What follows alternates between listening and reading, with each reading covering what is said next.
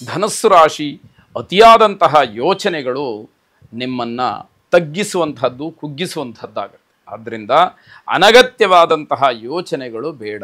ಅಥವಾ ಯೋಚನೆ ಮಾಡಿದಂತಹ ವಿಚಾರಗಳು ಕಾರ್ಯರೂಪಕ್ಕೆ ಬರುವ ಹಾಗಿರಬೇಕು. ಆಗ ಮಾತ್ರ ನೀವು ಯೋಚನೆ ಮಾಡಿದಂಥದ್ದು ಸರಿ ಅನ್ನುವ ಹಾಗಾಗತ್ತೆ. ಧೈರ್ಯದಿಂದ ತೀರ್ಮಾನಗಳನ್ನು ಮಾಡಬೇಕು.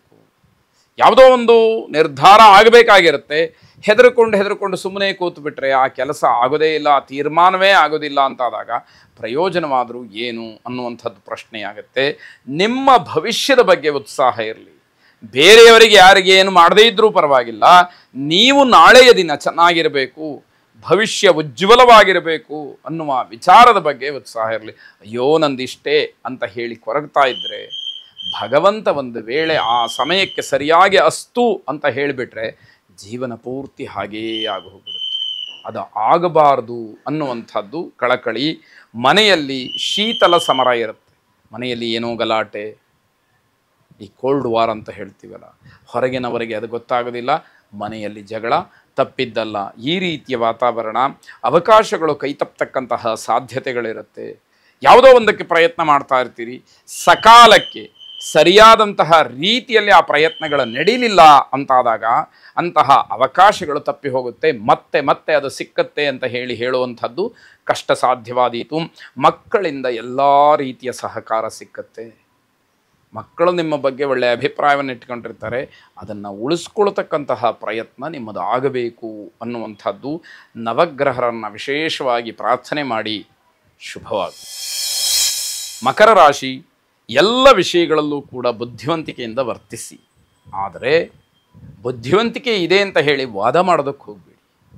ನಮಗಿಂತಲೂ ಮಿಗಿಲಾಗಿ ತಿಳಿದಂಥವ್ರು ಇರ್ತಾರೆ, ನಮಗೆ ಹಲವಾರು ಸಲಹೆಗಳನ್ನು ಕೊಡ್ತಕ್ಕಂಥವ್ರು ಇರ್ತಾರೆ. ಹಾಗಾಗಿ ಅಲ್ಪ ಸ್ವಲ್ಪವನ್ನು ತಿಳ್ಕೊಂಡಂತಹ ನಮ್ಮಂಥವ್ರು ವಾದವನ್ನು ಮಾಡಲಿಕ್ಕೆ ಹೋದರೆ ಸಿಗಾಕೊಳ್ಬೇಕಾಗುತ್ತೆ. ಆ ರೀತಿ ಇದು ಬೇಡ. ಬುದ್ಧಿವಂತಿಕೆಯಿಂದ ವರ್ತನೆಯನ್ನು ಮಾಡೋಣ. ಬೇರೆಯವರಿಂದ ತಿಳಿಯುವಂಥದ್ದಿದ್ದರೆ ಅಗತ್ಯವಾಗಿ ಅವಶ್ಯವಾಗಿ ಅದನ್ನು ತಿಳ್ಕೊಳ್ಳೋ ಪ್ರಯತ್ನ ಮಾಡೋಣ. ವಾದವನ್ನು ಮಾಡುವಂಥದ್ದು ಬೇಡ. ಚರ್ಚೆಗೆ ಅವಕಾಶ ಇರುತ್ತೆ. ಇದನ್ನು ಗಮನಿಸ್ಕೊಳ್ಬೇಕಾಗತ್ತೆ. ಗೊತ್ತಿದ್ದೂ ಕೂಡ ಮೋಸ ಹೋಗ್ತಕ್ಕಂತಹ ಸಾಧ್ಯತೆ ಇದೆ. ಆ ವ್ಯಕ್ತಿ ತಪ್ಪು ಮಾಡ್ತಾನೆ, ಆ ವ್ಯಕ್ತಿಯಿಂದ ವಂಚನೆ ಆಗತ್ತೆ ಅಂತ ನಿಮಗೆ ಗೊತ್ತು. ಆದರೂ ಗ್ರಹಗತಿಯ ಪರಿಣಾಮ, ಗ್ರಹಚಾರ ಕೆಟ್ಟಾಗ ನಾವು ಆ ತೊಂದರೆಗಳನ್ನು, ಕಷ್ಟಗಳನ್ನು, ನಷ್ಟಗಳನ್ನು ಅನುಭವಿಸಿಯೇ ತೀರಬೇಕಾದಂಥದ್ದಾಗತ್ತೆ. ಮಾನಸಿಕವಾದಂತಹ ಸ್ಥಿಮಿತತೆ ಇರೋದಿಲ್ಲ, ಮನಸ್ಸಿನ ಮೇಲೆ ಹಿಡ್ತಾ ಇರೋದಿಲ್ಲ. ಗಳಿಗೊಂದು ಗಂಟೆಗೊಂದು ಅಂತ ಹೇಳ್ತಾರಲ್ಲ, ಹಾಗೆ ಮನಸ್ಸು ವರ್ತಿಸ್ತಾ ಇರುತ್ತೆ. ವ್ಯಾವಹಾರಿಕವಾಗಿಯೂ ಕೂಡ ಸಮಾಧಾನ ಇರೋದಿಲ್ಲ. ಇದೆಲ್ಲವನ್ನು ನೋಡ್ಕೊಳ್ಬೇಕು. ಆಸ್ತಿಯ ವಿಚಾರದಲ್ಲಿ ಗೊಂದಲ ಉಂಟಾಗುತ್ತೆ. ಸ್ತ್ರೀಯರಿಗೆ, ಮಾತೆಯರಿಗೆ ಆಸ್ತಿಯ ವಿಚಾರದಲ್ಲಿ ಬಹಳ ಬೇಸರವಾಗುತ್ತೆ. ನನಗೆ ಮೋಸ ಮಾಡಿದ್ರು, ನನ್ನ ಪಾಲು ಸರಿಯಾಗಿ ನನಗೆ ಕೊಡಲಿಲ್ಲ, ನಾನು ನಂಬಿದ್ದಕ್ಕೆ ತೊಂದರೆ ಆಯಿತು, ಇವೆಲ್ಲ ಮಾತುಗಳು ಬರುವಂತಹ ಸಾಧ್ಯತೆಗಳು ಹೆಚ್ಚಾಗಿರುತ್ತೆ. ಸುದರ್ಶನ ಮಹಾವಿಷ್ಣುವನ್ನು ಪ್ರಾರ್ಥನೆ ಮಾಡಿ ಇರತಕ್ಕಂತಹ ಗೊಂದಲಗಳೆಲ್ಲ ಸರ್ವವ್ಯಾಪಿಯಾದಂತಹ ಮಹಾವಿಷ್ಣು ಸ್ವರೂಪಿ ಸುದರ್ಶನನಿಂದ ದೂರವಾಗಲಿ. ಶುಭವಾಗಿ. ಕುಂಭರಾಶಿ, ಈ ದಿವಸ ಸಾಲದ ವ್ಯವಹಾರ ಬೇಡ. ನಿಮ್ಮ ವೈಯಕ್ತಿಕವಾಗಿ ನಿಮ್ಮ ಉದ್ಯೋಗಕ್ಕೆ ಅಥವಾ ನಿಮ್ಮ ವ್ಯವಹಾರಕ್ಕಾಗಲಿ, ಅಥವಾ ಬೇರೆಯವರಿಗೆ ಸಾಲ ಕೊಡಿಸ್ತಕ್ಕಂಥದ್ದಾಗಲಿ, ಬೇರೆಯವರಿಗೆ ಸಾಲವನ್ನು ಕೊಡುವಂಥದ್ದಾಗಲಿ, ಬೇರೆಯವರಿಂದ ಸಾಲ ಪಡೆಯುವಂಥದ್ದಾಗಲಿ, ಯಾವ ಸಾಲದ ವ್ಯವಹಾರವೂ ಕೂಡ ಬೇಡ ಅನ್ನುವಂಥದ್ದು. ಉದ್ಯೋಗದಲ್ಲಿ, ವೃತ್ತಿಯಲ್ಲಿ, ವ್ಯವಹಾರದಲ್ಲಿ ನಿಧಾನವಾದಂತಹ ಅಭಿವೃದ್ಧಿಯನ್ನು ಕಾಣಲಿಕ್ಕೆ ಅವಕಾಶ ಇದೆ. ಮನೆಯಲ್ಲಿ ಅಸಹಕಾರದಿಂದ ಬೇಸರವಾಗುತ್ತೆ. ನೀವೇನಾದರೂ ಮಾಡಲಿಕ್ಕೆ ಹೊರಟ್ರೆ ಯಾರೂ ಕೂಡ ನಿಮಗೆ ಸಹಕರಿಸೋದಿಲ್ಲ. ನೀವೊಬ್ಬರು ಹೋರಾಟವನ್ನು ಮಾಡಬೇಕಾಗತ್ತೆ, ನೀವೊಬ್ಬರು ಕಷ್ಟಪಡಬೇಕಾಗತ್ತೆ.